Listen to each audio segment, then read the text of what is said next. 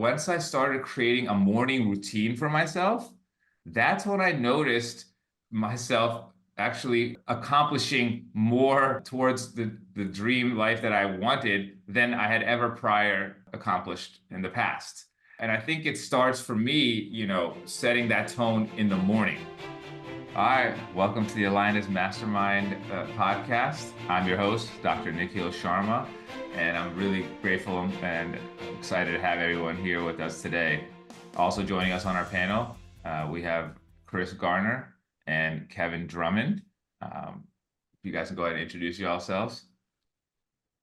Hey, good morning. I'm Kevin Drummond, business development specialist and mindset coach. Chris Garner, functional fitness trainer and lifestyle coach. Awesome. All right. Well, look, today I think we have a great topic on routines.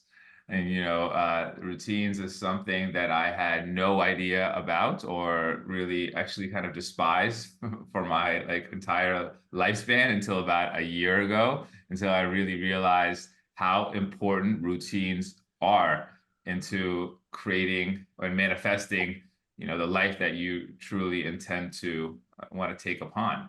Growing up, I'd see my parents, they would, wake up at a certain time. Every time my dad would come back from work, he would spend about an hour or two in the study room, writing, reading. And for me, I just, at that time, couldn't really process why we need to do that. In fact, I would consider myself one of those free spirits and like to go with the flow, right? Yeah. And I did that for a long time. And I realized the strategy that I was using, did allow me to have that, freedom and that spontaneity, but it didn't allow me to, I feel, fully self-actualize all the dreams that I wanted to make happen. And I can actually pinpoint, that once I started creating a morning routine for myself, that's when I noticed myself actually, accomplishing more towards the dream life that I wanted than I had ever prior accomplished in the past. And, and I think it starts for me, setting that tone in the morning and creating a way so that my brain is functioning at its highest level. For those that don't understand, in the morning when we wake up, a lot of hormones start getting released from our body. And one of those hormones is your cortisol hormone. And, for me, or for those that, understand what cortisol does, it really causes you to have a lot of energy. It helps wake you up. So in the morning, it's important to realize that you're going to be in an excitatory state. And so for me, it was about how to try to control that excitatory state, try to manage my brain. And once I created something to do that, I noticed myself better able to handle the day, ahead. I love it. I love it. And I love the fact that you kept on using the word create. And that's what it comes down to. What type of a life are you trying to create? What type of future are you trying to create? And if you are truly trying to create the best version of yourself, routines and habits are the best way to get there. We're all creatures of habit. And by creating routines, by creating habits of the person that you'd like to become, you can get there so much faster. And your brain will literally reprogram itself because now you're doing the things necessary to get to the place that you're trying to go. So I love it. Likewise. Likewise. I actually didn't know the bit on cortisol in the morning. Mm-hmm. So that's a new fun fact for me, something to ponder. I believe that routines are important, kind of why you said it, Kevin, because of us being creatures of habit. Building a routine. Okay, I'm about to go off on a tangent here, but the greats, Simon Cowell, Simon Cowell, Steve Jobs. Let's stop there. Okay. Let's Okay. stop at Steve Jobs. When we think about Steve Jobs, we think about this almost bald white guy with glasses. And what was he always wearing? The black and the blue jeans. Yeah. Talk about a routine. Right. And when asked, why he dressed that way, it was because he didn't have to think about it. One less It was, decision. yeah, one less decision. One less decision. We got to think about our minds as computers.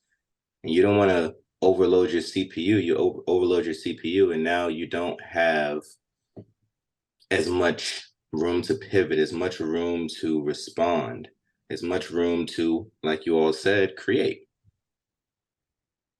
Agreed, agreed. And I realized that I actually ran away from habits for a really long time.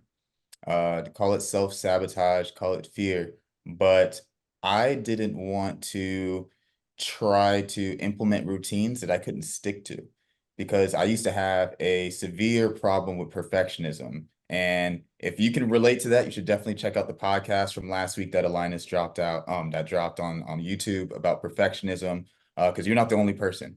But my fear of perfectionism stopped me from starting. It stopped me from creating habits that were helping me get to where I was trying to go. And once I released that fear, and just started, everything changed. Because when you create habits, when you create routines, it does three things, three C's actually. It creates confidence in yourself, right? It also creates culture, and it also creates consistency because you're doing it over and over and over again. And as you're doing it over and over and over again, your brain starts to reprogram, like you said, our computer starts to reprogram, and it starts putting things in place in your life or putting a different scope or lens on your life that says, hey, you could do this better, or why don't you actually pair these activities together because they all have to do with the same thing. Your brain is going to start making you more efficient because it notices that you're being more efficient with your routines and habits. So it literally has a domino effect in your life because your brain starts to reformulate, reformat, and compartmentalize different things in your life. Yeah, I like that a lot, and I like that you're mentioning habits. And for those that don't know, it takes you about 60 days to formalize a new habit. So it's important that you are a little bit like compassionate with yourself. Like Kevin was mentioning, it's just about starting a new habit, but understanding it takes time for your brain to the term is neuroplasticity, to rewire itself so that it can implement that habit as a routine for you. And so it's important that, hey, you're not going to be perfect. It's not like when you start the habit you're immediately going to start doing it Monday, 7 days a week. It's hard. It's really hard to say that would happen on your first shot, and you shouldn't expect that. It's really about just understanding, what kind of routines are important for you. So once I started this whole, making sure I'm getting my brain at the most optimal level in the mornings, it started for me by just getting out of bed and making my bed. Because before I would never do anything like that. I would just kind of leave it there. And I didn't read that book, but there's a book out there that I think a sort of like a general wrote, and he talked about the importance of making your bed when you get up in the morning. And I just remember watching it on like his speech on YouTube, I would say, and it really resonated with me. And so ever since then, I was like, first things first, make the bed. And there's like a sense of accomplishment when you do something right early in the morning, that it's like, it helps set your tone like, oh, you know what? I've already made my bed today, And then the rest of my day, the rest of my morning is focused on, again, making sure my mind is at its peak performance. And like we were mentioning before, yeah, that cortisol is very excitatory. So for me, it's important to do things that are going to keep my brain very calm. And one thing I noticed that caused a big improvement in me was not to look at my cell phone for the first 2 hours of waking up. That is extremely important, especially not looking at social media pages, because if your cortisol levels are very high and you start looking at social media and you start seeing things that are fearful, you start seeing things that are violent, that is going to start messing with your brain right in the morning, because again, your cortisol levels are at a high, they're very high in the morning, and you should allow them to regulate themselves, and it takes about 2 hours to do so. So now that you have that knowledge, it should be more empowering that, hey, you know what? waking up in the morning and going right on my social media and scrolling is just going to make my day a little bit more anxious. It's going to cause me to be a little bit more fear. So let's try to eliminate that. Then I walk my dog. It's important for me to just get a little bit of movement going in the morning. It's nice to stretch out. I play fetch with my dog, and then I listen to a mantra to help again soothe my brain. The mantra I use is called Hanuman Chalisa, which is a very powerful mantra, and it's about overcoming obstacles. So it helps again strengthen my brain in the morning. I meditate from 10 to 20 minutes, and then I journal. And so I've been doing this routine for the past year. And now when I don't do that routine, I notice a huge change in my thought process.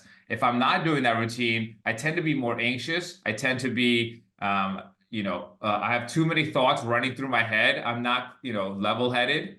And so it just goes to show that, how important a routine becomes for your day-to-day, being. That was gold.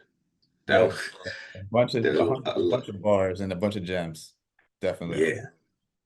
I like to look at our mind as somewhat of a two-way street, and I've been giving myself this analogy a lot recently. And imagine on a two-way street, you have cars going in either direction, right? But in case of this conversation, the cars are thoughts. And when you wake up in the morning and you're off of your phone and you're allowing the cortisol to do what it does, and you're doing your best to fall into your routine, your mind is only a one-way street.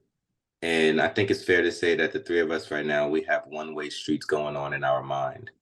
When you have that one-way street, it's a lot easier to single out a car on that road or a thought in your mind. And the ability to hold on to that thought for an extended period of time is what creates life. It's what creates. And I don't think that a lot of people understand the significance of this, because screen times are super high and there's so many distractions around us.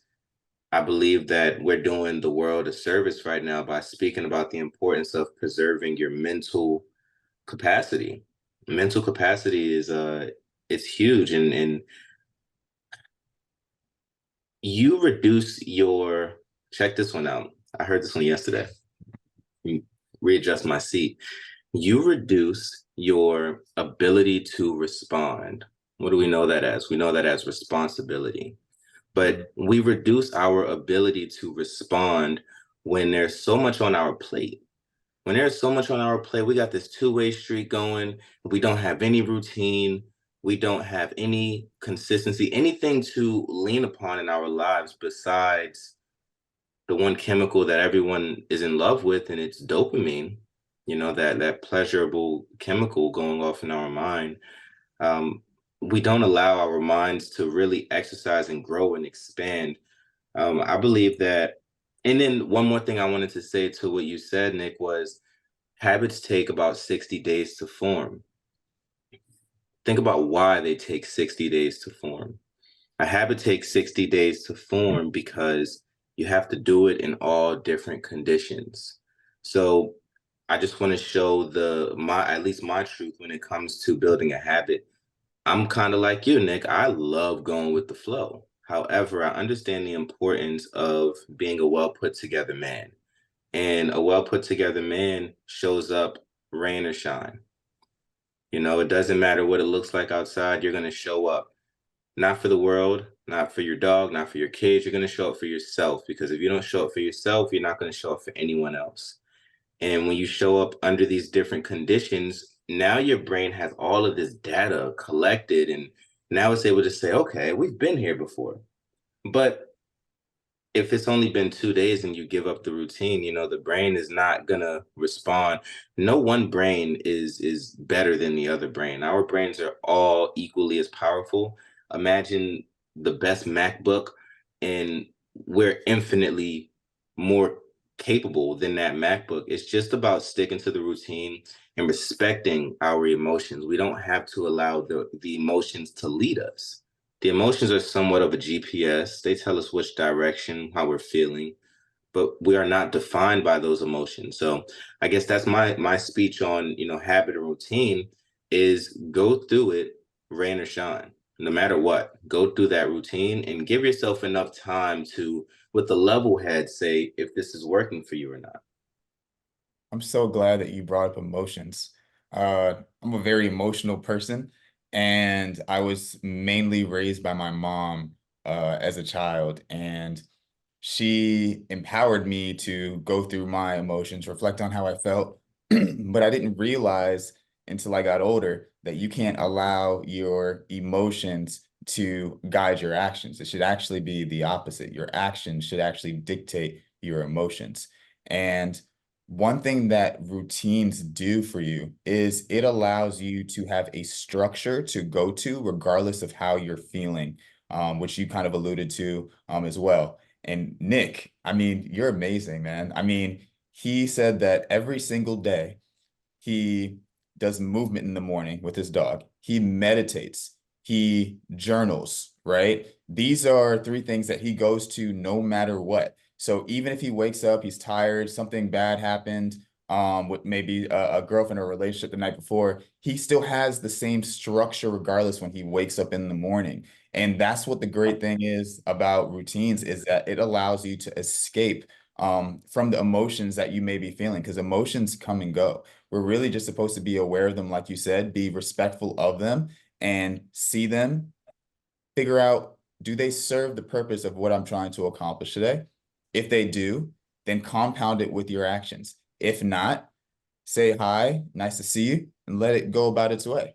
So I loved everything that Nick talked about. But also, Nick, I wanted you to actually expound upon neuroplasticity. I know what that is with a biology background, but also I learned that with Dr. Joe Dispenza when I was studying him, when we were talking about creating routines based off of the people that you're trying to become. Dr. Joe Dispenza has some incredible research on how you can actually reprogram your mind. And he talks about neuroplasticity and what that is and how important that is, and some little things that you can do on a daily basis, such as reading just 5 pages a day or learning one new fact a day, because what it does in your brain as a result is just astounding. So Nick, if you could just, share with the audience as far as what neuroplasticity is on a very just simple level and why it's so important as it relates to like routines as well. Yeah, no. So our brain has a bunch of neurons, right? And so neurons, they're all kind of connected to each other. And that connection is built over years and years and years of doing uh, habit forming, routines, right? So your brain wants to be as efficient as possible. So it starts like layering on the same neuro track again and again with like more, neurons to kind of make that a very quick decision process for you that's going to be safe, right? Because that's what your brain does. It does works with the whole fight or flight experience. And so it creates neural tracks that are efficient, that your body can do without even thinking, right? And so and that's like neuroplasticity, right? But really, if you want to change those neuronal patterns, those synapses, and learn something new, right? And your brain has that ability to do that. And that's what's called neuroplasticity. It's rewiring of the brain and those Right. neurons, right? And so that takes time, takes 60 some days, to be able to form a new way of being, a new way of, you know, going about your day, new thought processes, can form. And that's what neuroplasticity really is. And it's important for you to understand that's why it's hard. It takes that long for you to develop a new habit because your brain is just so hardwired to be a certain way that change is very difficult. And then when your brain has to think a different way, it expends a lot of energy, right? And then you get tired. That's why people who are going through transitional periods in their life or having to learn a new skill or a new job, that period is really tough because your brain is having to rewire itself to do something different. So it's important for us to be really compassionate, about the way we do things, understanding that it's just about starting, like you said, Kevin, and then understanding that it's a process. Your brain takes time for it to rewire itself so that that new routine or that new habit will then become automatic.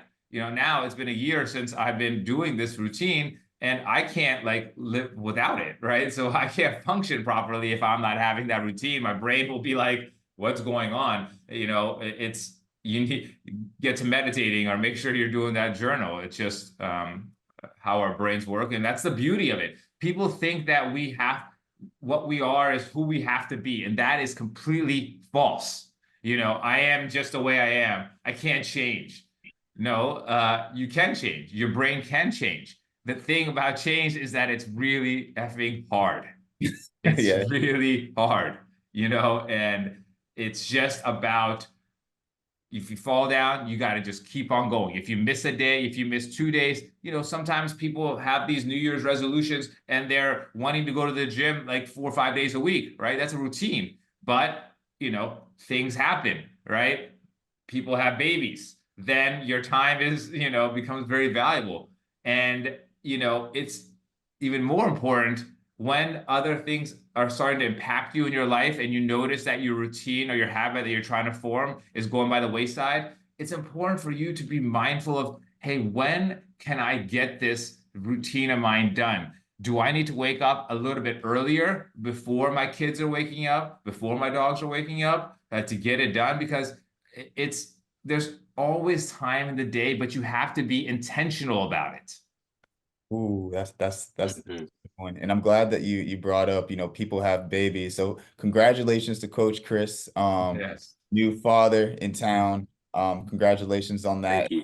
The reason I want to also bring that up is, like Nick said, things happen, right? Your routines are forced to change sometimes. So, Chris, could you share some ideas or some routines or some little things that you've had to implement since bringing a newborn into your life, how you've been able to still stay at the top of your game? Because like Nick was talking about earlier, we want to have peak performance, and I know you're also about peak performance. So how have you kept your performance at the top of your game since the baby being born?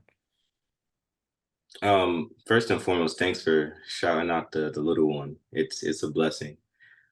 I've done a couple things. And before I begin, I just want to get it out there that it hasn't been beautiful. It's not about being pretty, it's about being effective, and has it gotten done. So before, his name is Cash. Before Cash was born, I started a streak of a 1 mile run each day and a cold plunge each day. And minus the day that he was born, I've been able to stick with that. Whether it's done in the evening, right before bed, or whether it's done bright and early in the morning. I've had days where I've had to do it in the afternoon. So, what you said, Nick, about figuring out when you can get that morning routine done, I've had a lot to wrestle with, especially recently. It's been difficult because usually, I'd wake up at 5:30, 6 o'clock, and now I'm up at 5:30, 6 o'clock. So I've definitely had to pull some strings.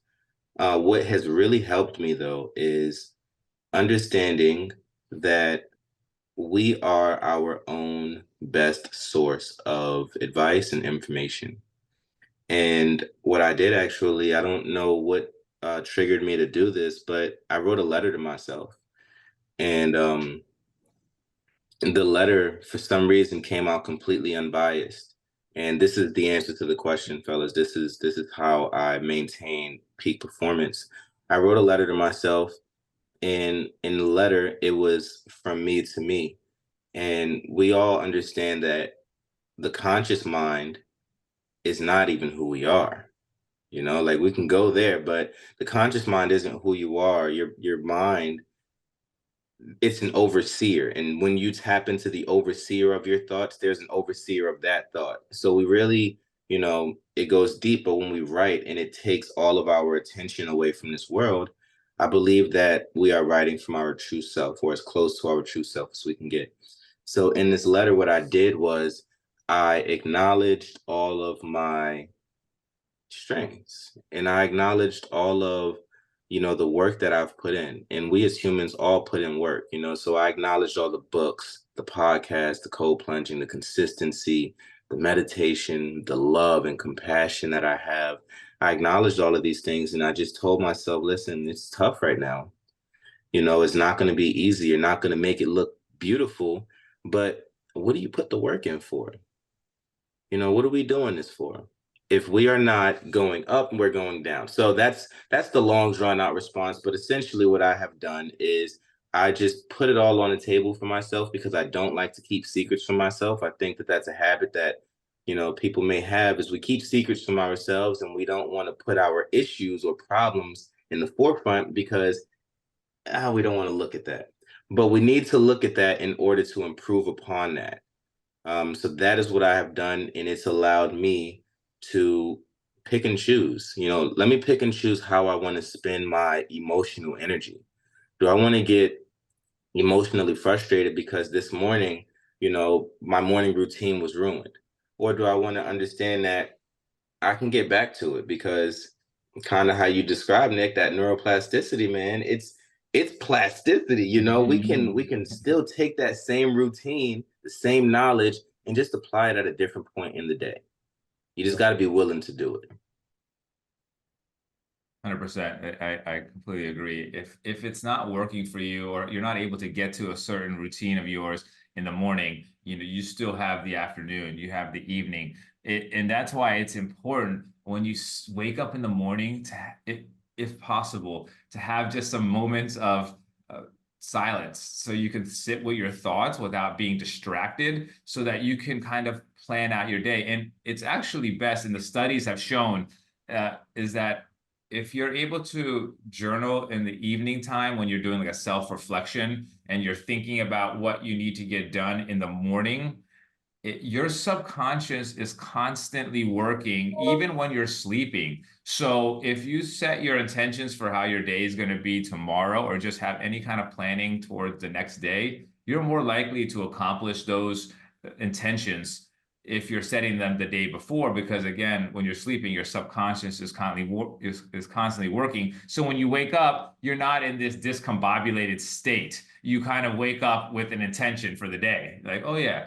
today I mentioned that I was going to make sure I do my morning routine before I eat breakfast, right? Or today I plan on going to the gym at 6 a.m., and at nighttime, your body's processing that. It's almost like it'll help you wake up early because you set the intention that you were going to wake up at 6, right? So habits, they take time, they take intention, they take motivation. Sometimes people need motivating partners. Like I consider you guys like my accountability partners. And I think there is an importance to that, because if you are thinking about someone else who, you admire because of their habits, it subconsciously motivates you. Like, yo, I gotta, get myself to the gym because, so my friend, Kevin and Chris, they've already done their shit this morning. So I need to make sure I'm keeping on par and keeping up with the little pack that we have, created, so there are ways for others to make sure that their habits are done. I think this accountability partnership is one way to also do that. Yeah, I definitely consider you all to be my accountability partners as well. And like Nick just alluded to, and Chris, you don't know this, I texted him this morning. I went rollerblading with my fiance and my kids by the bay yesterday, and it was really nice. It was right by the sunset and by the water. And so the sunset, it got kind of dark, and we were all the way down North Shore Drive, and so we had to turn around. And so my daughter was with Basola, and so I had Isaiah with me, and so they got ahead of us, and they were getting closer to the car. And I'm like, Isaiah, we gotta win. We cannot lose. Like we gotta catch up. So that competitiveness like picked up, and so we're going. He's like, Dad, we're going really fast. I'm like, I know, you got it, guys. So he's holding my hand, and so I don't know what happened, but Isaiah pulled on my arm. I guess he lost his balance, and I went straight back, and I saw him behind me, and I knew that if he fell back, he could hurt his back. So I threw my arm behind him to catch him, to soften his fall, knowing that when I fell, there was going to be nothing catching me. So I stopped him from basically hitting his back on the concrete. But then when I fell, when I say my spine fell directly on that wheel of his skate, dude, the worst pain of my life, like literally pierced my back. Like I felt like I was Kobe when he tore his ACL and everyone was looking at me and I was just like, oh, I gotta get up. I gotta go shoot those free throws. So I get up and Isaiah's like, are you okay? He pops back up and I'm like, oh, I'm good. So like I cut my hand up, like I have my thumb cut up, my fingers still cut up pretty bad. But this whole story about routines, like the reason why I was able to get up this morning and literally the pain went out the door was I was like, man, I got a podcast this morning. I'm about to have an amazing mastermind with Nick and Chris. And literally it gave me this new energy. Like Basola woke up, she's like, are you good? Do you need help? And I'm like, no, I'm good. I'm healed. She's like, really? Yeah, like I'm good. But yesterday I was limping. Like it took me forever to just get inside the house yesterday. Like I was in tremendous pain, swollen, everything. But needless to say, routines can do that. It can give you this new burst of energy, and your brain is now programmed to know what's to come the very next day. So it got me out of bed. It got me onto this podcast, and I'm grateful, man. Like this routine has literally helped me get past that injury and have actually energy to go into today. So I appreciate you guys tremendously. And I was just that's some beautiful stuff, and it reminded me a little bit about, I was thinking about how routines do provide energy, and they give you like a sense of excitement, like whatever has happened the day before, it's almost like it helps you reset, your next day, knowing that, hey, I'm going to get through my routine and I'm going to be, at least in a better state of mind, and maybe even a better state of physical being, because of your routine. And I've always been, the one thing that's really always, I would say, I always was curious about was like, how are these like athletes, how are they like in college? They're already like these college athletes, man, like how are they doing the things that they're even accomplishing like at that age? Like and now I look back at it and I realize is that, they all have like a routine that's allowing them to do what they do, and they've been doing that routine since they were like 10 years old, because it's hard to imagine, like, and when I was in college, to be getting up every day at 5 o'clock in the morning, getting to, I don't know, like 4:35, getting to the gym, then going to practice, then going to class, then going to, home, do your homework, then back up again at 4:30 in the morning. Right. And then you see, like, a lot of them that go on to play professional sports, and like, how is this possible? And they make it look so easy, right? They're making it look like, wow, I'm out here making all this money, doing all these things. But what I've come to understand is that is not happening by luck. That is not happening by, someone, coming up to them and telling them, here, here's $1 million, for being, who you are. No, that is coming to them because they have established routines since they were very young, at a very young age, that has allowed them to self-actualize at their highest potential. And that's the part that people don't really always understand. I know I didn't understand, is that way of, becoming to that level starts with routines. Definitely. I think that's a great place to end. Yeah. Well, look, thank you for all those that have joined our podcast today. We're really grateful for you. Until next week, peace.